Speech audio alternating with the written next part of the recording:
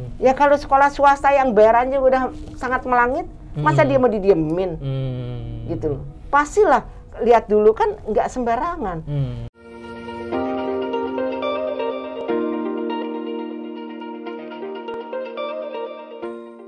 Selamat pagi pemirsa Gemopos TV. Kasus COVID-19 di Indonesia terus mengkhawatirkan. Hari ini saja sudah mencapai kenaikan 9.000 lebih yang dikalkulasikan akan menjadi 1.900.000 sekian yang akan mencapai 2 juta. Hal ini tentunya membutuhkan penanganan yang serius dari pemerintah. Kali ini saya sudah bertemu dengan Ibu Silviana Murni dari Komite 3 Dewan Perwakilan Daerah yang membidangi 11 hal, salah satunya adalah kesehatan. Kita akan berbincang jauh tentang bagaimana tentang dampak COVID-19 kepada semua sektor yang ada di negeri ini. Assalamualaikum warahmatullahi wabarakatuh. Waalaikumsalam warahmatullahi wabarakatuh. Selamat pagi, siang nih ya. Pagi ya. Ya. Apa kabar Bu? Alhamdulillah. Yang pertama saya terima kasih banget dan saya memberi apresiasi kepada Gemopos, betul ya, Gemopos ID, di mana ini adalah sebuah media sosial yang selalu mengangkat isu-isu yang lagi tren ya. Oke Bu. Salut, membanggakan. Terima kasih. Orang sih kepengennya yang hoax, yang apa, tapi ini langsung yang serius yang sekarang lagi tren, yaitu masalah kesehatan ya. Kebetulan kami Bu juga sedang proses ke Dewan Pers. Kami baru verifikasi administrasi, jadi tinggal verifikasi faktual. Insya Allah saya bantuin. Alhamdulillah. Insya Allah banyak teman-teman saya di sana. Dulu Pak Tarman Azam sebagai salah satu yang senior di sana, sekarang di almarhum beliau, dia juga ada sahabat saya. Kebetulan Bu, sekedar informasi, kami juga selain mengajukan diri sebagai salah satu media, khusus di videonya ini salah satu badan hukumnya tersendiri juga. Keren. Jadi untuk media cybernya sebenarnya memang sudah akan berkiblat ke Dewan Pers, yang video ini ke Kominfo. Termasuk dalam, tapi prosesnya administrasi. Saya kenalin juga sama teman-teman saya di Kominfo banyak. Alhamdulillah. Siap. Ya dulu kan saya di Pemprov DKI 31 tahun, ikut 7 gubernur. Ya insya Allah lah saya networking, silaturahim saya jalan terus. Mudah-mudahan ini jadi perjumpaan yang awal kita ke depan terus bersama Bu. Insya Allah. Untuk ibu-ibu. Pokoknya kalau ada apa-apa tinggal calling saya aja, dan kalau mau wawancara saja kapan saja di mana saja, on call 24 hours. Oke, siap Bu. Insya Allah. Ya Bu, seperti yang tadi di awal saya bilang tadi, ini kan hari ini kasus COVID-19 terus merangkak naik. Saya lihat tadi data terakhir sampai jam 12 siang itu 9.000 sekian lah. Terus diakumulasi jadi 1,9 juta dan mungkin besok 2 juta. Menuju 2 juta. Naudzubillah, mudah-mudahan enggak. Nah, Ibu sendiri gimana sebagai dan ini Bu sekaligus menggaungkan DPD Bu. Iya.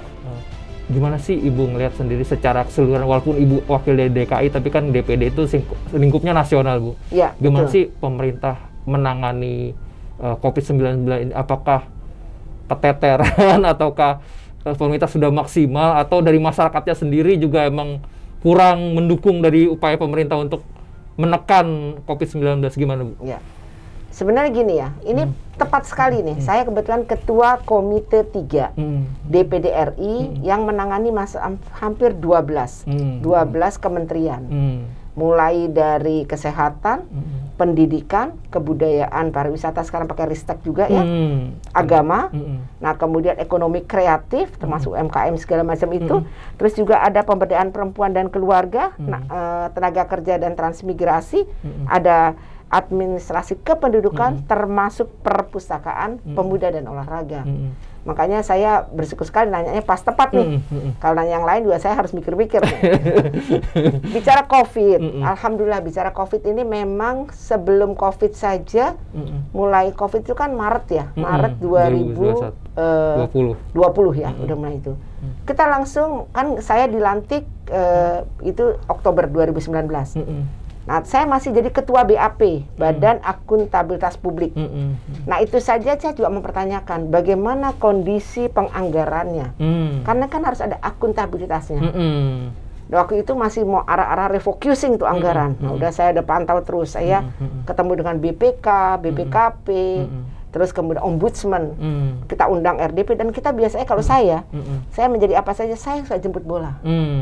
Saya tuh begini, Ketika saya membutuhkan seorang, saya nggak melihat diri saya, oh saya pejabat negara, saya mesti didatang, enggak. Saya balik, namanya courtesy call. Jadi saya datang kepada mereka, saya memperkenalkan diri, ini saya DPD, kemudian kita harus bermitra. Jadi nggak ada yang merasa paling atas atau paling enggak. Tapi justru kita mendapat manfaat dari itu.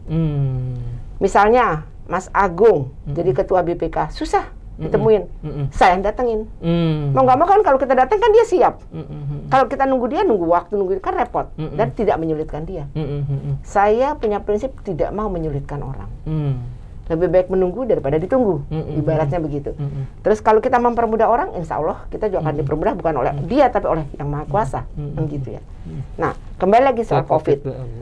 Jadi waktu itu juga kita sudah sinyalir ini bagaimana ini, mulai dari masa penganggaran kepada pemerintah daerah, karena DPD itu kan adalah representasi dari daerah. Makanya tagline kita dari daerah untuk Indonesia, itu tagline kita. Jadi kita jangan membawa permasalahan pusat ke daerah, tapi permasalahan daerah kita bawa ke pusat, gitu ya. Nah, sama dengan masalah ini, tidak semua daerah itu siap menangani masalah ini. Jadi bagaimana? Termasuk saya ke BNPB, ketemu dengan Jenderal Doni. Saya tanyakan, mereka butuh apa? Saya salurkan itu. Dan saya bilang kepada para menteri, kalau ingin ke daerah, jangan ragukan, para senator di dapilnya masing-masing siap untuk mendampingi. Bayangkan, yang namanya DPD itu kan adalah perwakilannya 4 senator, representasi dari daerahnya. Pastinya dia yang paling tahu tentang daerahnya. Jadi kalau menteri datang ke daerah, paling nyaman ya ke DPD. Satu, maaf, tidak terkotak-kotak, tidak berpartai-partai karena kita bebas partai. Kita langsung pada masyarakat, gitu kan? Dan Yang Maha Kuasa tentunya. Nah, jadi saya bilang kalau diajak dia tahu. Misalnya saya bilang, kalau ke NTB, bicara masalah motor GP, pasti anggota DPD Evi Apitamaya paham, saya bilang begitu. Kalau ke Jakarta, ya telepon saya, bisa telepon yang lain juga, tapi artinya saya siap untuk itu. Nah, setelah saya amati, ternyata memang ini konsep bahwa yang dinamakan kesehatan masyarakat itu kan bukan hanya tanggung jawab si masyarakat itu, tapi ada 3 pilar yang mesti dimintakan tanggung jawabnya. Satu, pemerintah.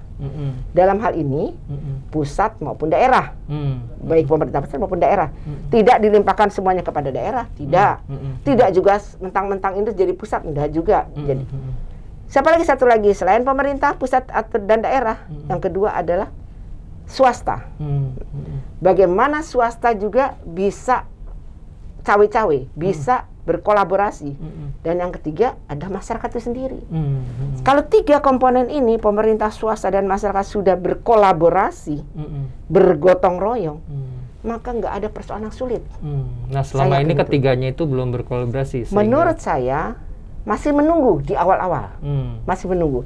Tapi sekarang sudah hebat. Artinya apa? Contohnya kalau saya kan ada Dapil DKI, saya lihat bagaimana Pak Gubernur kita, Pak Anies Baswedan itu jemput bola. Dia panggil seluruh pengusaha-pengusaha, berkolaborasi, masyarakat diberikan tanggung jawab, RT RW dijadikan tim penggeraknya untuk melakukan itu. Jadi mereka berkolaborasi. Dan saya lihat di daerah pun juga sudah melakukan hal yang sama. Cuman kan SDM-nya berbeda kualitasnya, dalam penanganannya kurang pengalaman, itu kan beda-beda pasti. Disinilah peran siapa yang paling penting. Umpamanya daerah masih kurang mampu, ya pusat harus bergerak lebih cepat. Kalau di daerah misalnya, kalau di DKI maksud saya, daerahnya lebih proaktif, ya artinya bantuannya bisa dialihkan ke yang lain, kan gitu. Masyarakat swastanya juga demikian. Nah, artinya kita lihat juga kondisi masing-masing daerah. Terus kemudian yang kedua, masalah vaksin. Ketika vaksin turun, nah ini juga sosialisasi ke masyarakat itu harus intens. Dan saya suka mengingatkan gini, bahwa setiap masyarakat itu harus menjadi PR. Harus mempublikasi, harus dia menjadi informan kepada siapa saja, termasuk saya misalnya. Saya sebagai DPD, saya harus bisa siap menerangkan apa saja ketika masyarakat nanya, konstituen saya nanya. Nah gitu. Nah ini adalah peran dari semuanya menangani masalah vaksin. kenapa vaksin itu harus ada Seneca, apa macam Pfizer segala macam. Nah, macam-macam seperti itu. Nah, itu harus dijelasin kenapa. Terus, kenapa yang ada harus merek yang ini? Kenapa belakangan? Itu juga kita punya kemampuan itu. Apalagi kan sekarang gampang, serba cyber, serba apa namanya, tinggal klik aja. Saya suka bilang the world in your finger. Tinggal klik aja, kita tanya, oh vaksin apa aja namanya ini, kan tinggal klik doang. Kita bisa nerangin. Nah seperti itu kesehatan. Belum lagi tren-tren yang lain yang sekarang lagi naik, informasi tentang apa. Misalnya nih, masalah penerimaan siswa baru PPDB. Nah, itu juga kan sekarang lagi marak nih, zonasi segala macam. Nah, kita harus tahu.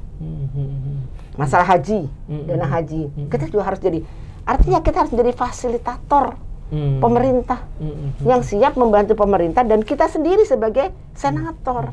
Bu, salah satu pemicu dari dugaan pemicu dari kenaikan kasus COVID-19 ini kan karena kemarin libur lebaran kemarin kayaknya ada ketidaktegasan gitu antara boleh mudik dan tidak mudik gitu. Ini mungkin jadi kompromi untuk ekonomi sebenarnya kalau kita lihat sendiri. Tapi ini kan akhirnya istilahnya apa ya, jadi gelombang kedua lah, bahkan gelombang ketiga disebut untuk ini.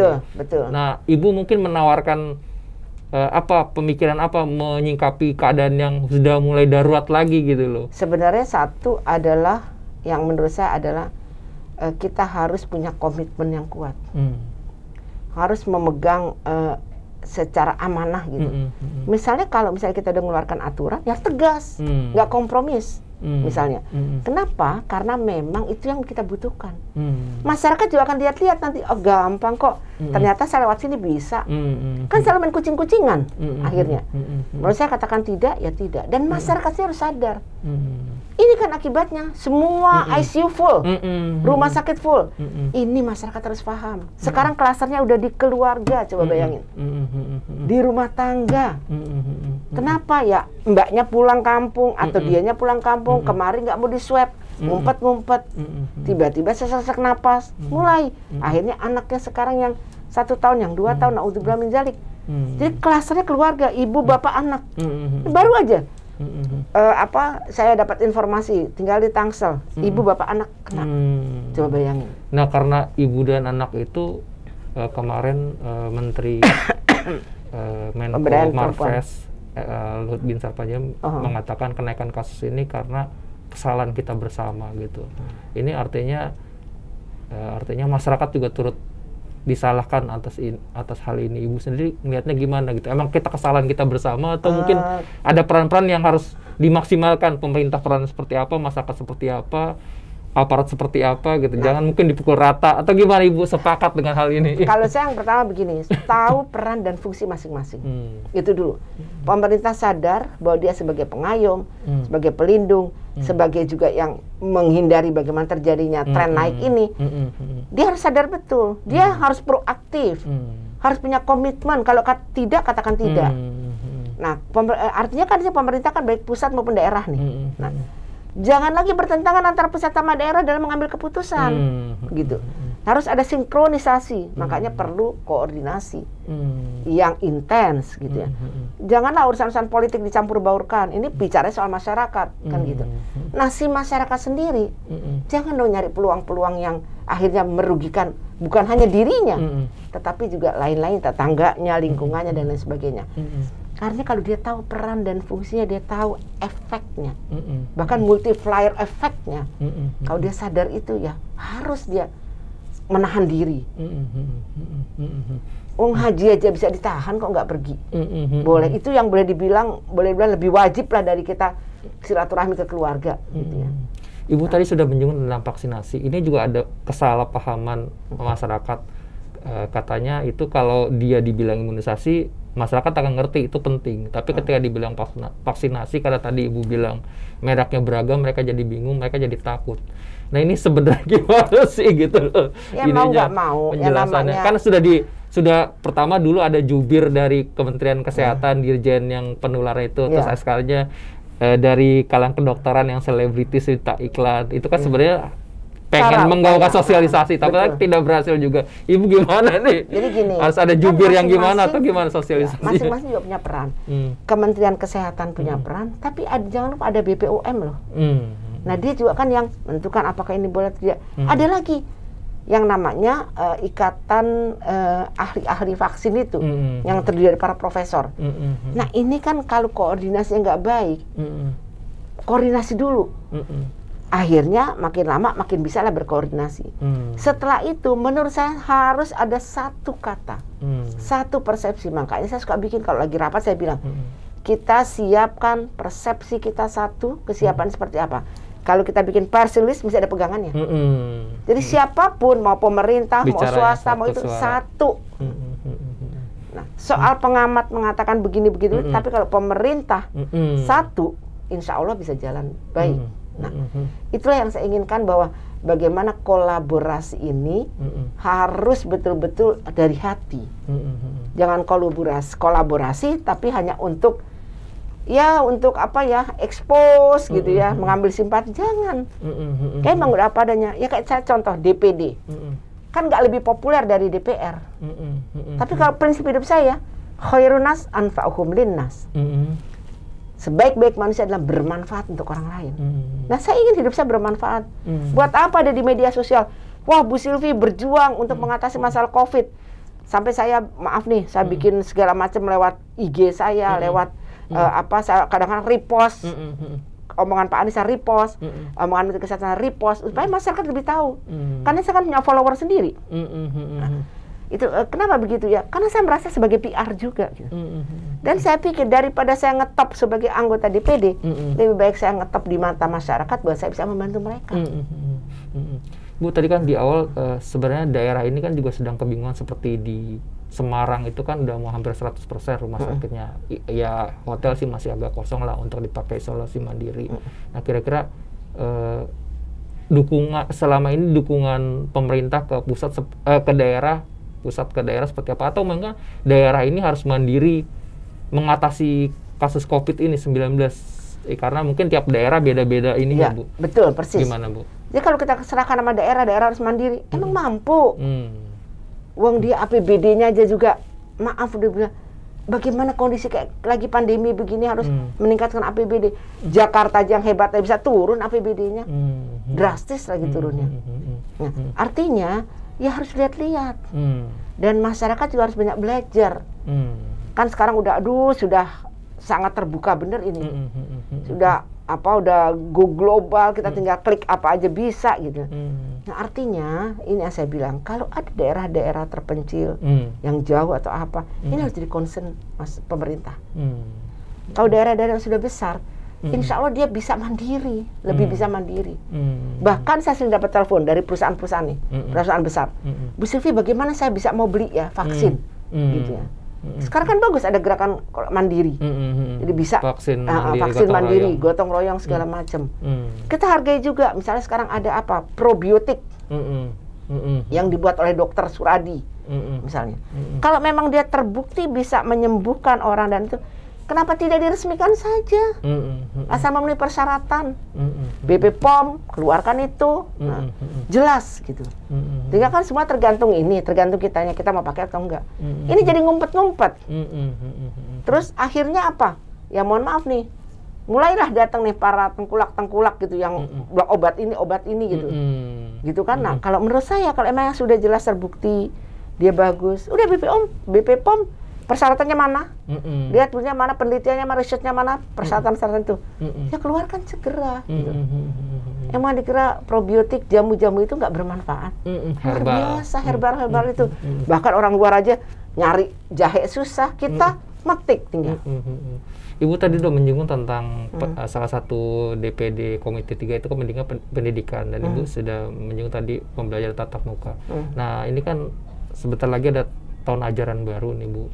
Ibu sendiri apa yang kurang, mungkin ada yang, apakah memang sudah pas pemberlakuan dari uji coba sehingga bisa melangkah ke pembelajaran tatap muka untuk tahun ajaran baru, atau ada yang perlu ditingkatkan atau yang perlu dilengkapi supaya ini tidak terjadi klaster mungkin kayak di Korea gitu kan, atau mungkin di hal lain, atau gimana, Bu?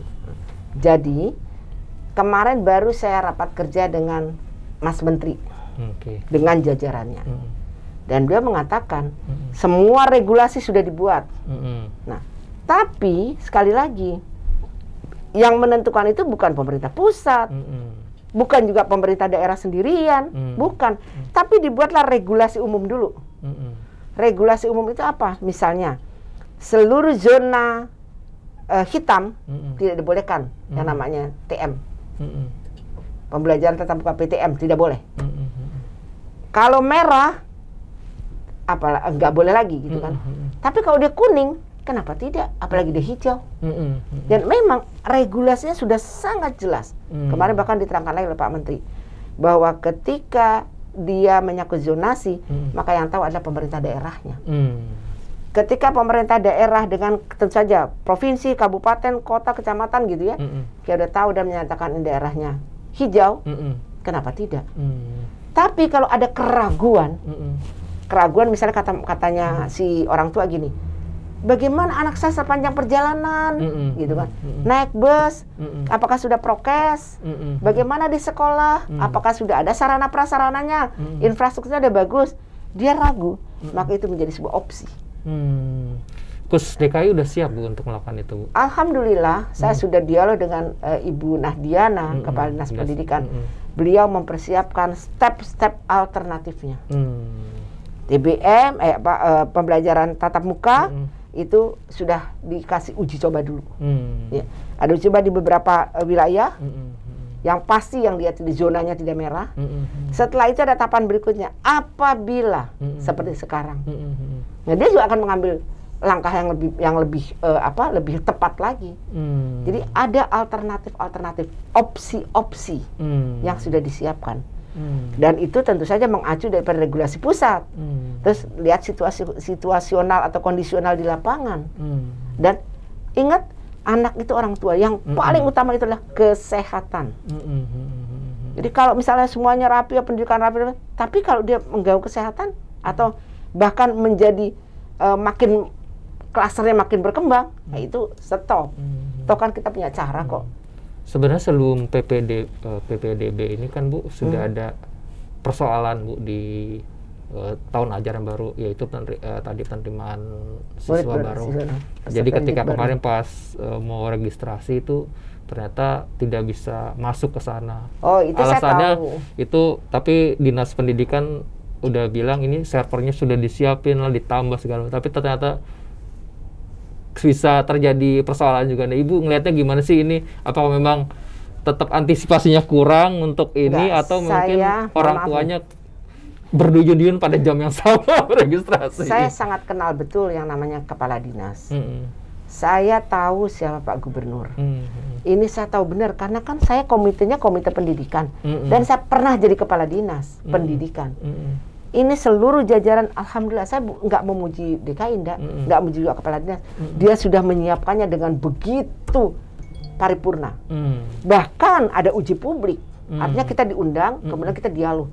Bagaimana begini-begini, kita diundang di balai kota. Kita menyampaikan masukan-masukan. Nah, ini kan bicaranya teknologi.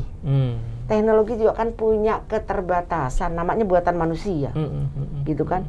Yang buatan Allah aja memang kalau dianya nggak beres ngurus dirinya bisa kecelakaan kasarnya gitu. Apalagi ini. Server sudah disiapkan, iya. Tapi cuaca bisa jadi kan. Ketepatan mereka bareng-bareng masuk, ya pasti down dong. Wifi kita aja up and down gitu kan. Udah ditambah apapun, itu namanya kalau saya bilang apa ya, kesalahan teknologi juga ikut andil di sana. Kekurang siapan teknologi. Ke SDM juga kan nggak semua SDM sama, walaupun kita udah ajarin begini kan juga kemampuannya juga kan berbeda. Sarana prasarananya juga kan oke, sempurna. Kadang-kadang kita beli handphone baru, kok handphone bisa rusak dalam tempo cepat. Kenapa? Ya itu tadi, walaupun dia pakai quality control ketika keluar gitu, tapi ada saja satu atau dua. Tapi alhamdulillah udah selesai itu. Dari daerah, ya karena dia tahu saya mantan kepala dinas dan saya dapil DKI, mereka nanya, Bu Silvi, PPDB gimana gini. Saya langsung komunikasi dengan kepala dinas. Alhamdulillah, kemarin dari Sumatera Selatan, menginformasikan ada di Sumatera Selatan, dia tinggal lama di sini, anaknya begini. Saya kasih langsung quick responnya itu yang saya suka. Bukan karena Sylvie-nya ya, tapi quick responnya dia gitu. Bukan karena Sylvie yang nanya, bukan. Tapi ya saya memang bersahabat dengan siapa saja, jadi mereka juga cepat tanggap. Termasuk dengan Pak Menteri Kesehatan, misalnya, Pak ini begini mana? Perlu nggak Pak kita kasih masker sama hand sanitizer? Ada, Bu Sylvie kirim. Kemarin kan saya, walaupun saya adalah Dapil DKI, tapi kan saya Ketua Komite 3 DPD RI. Semua se-Indonesia. Langsung kirim kemana? Oh, ke Temboro. Kan daerah dekat kita, Magetan situ. Kurang, dikirim sama beliau. Nah, artinya apa? Komunikasi. Gitu. Kan apa untungnya saya ngasih ke sana? Saya bukan dapil saya. Mereka nggak milih saya. Saya nggak berhasil, harus berpikirnya bagaimana saya sebagai senator dan saat ini sebagai Ketua Komite 3 ya harus mampu menangani itu dengan cara berkomunikasi, koordinasi. Bu, tadi Ibu sudah menyinggung di awal-awal juga tentang pendapatan DKI Jakarta yang menurun karena memang perekonomiannya seperti ini. Ibu sendiri kan memang salah satu bidangnya ekonomi kreatif. Ibu sendiri ngelihat ekonomi kreatif pada hari ini pandemi sekarang ini seperti apa sih, Bu? Dan kira-kira jalan keluarnya gimana, dan tetap masih bisa diharapkan nggak sih ekonomi kreatif menyumbang pertumbuhan, Bu? Masih. Kenapa? Inilah pemerintah selalu memberi kesempatan kepada semua kalangan. Dan saya lihat ibu-ibu sekarang, emak-emak itu dia sudah lebih canggih.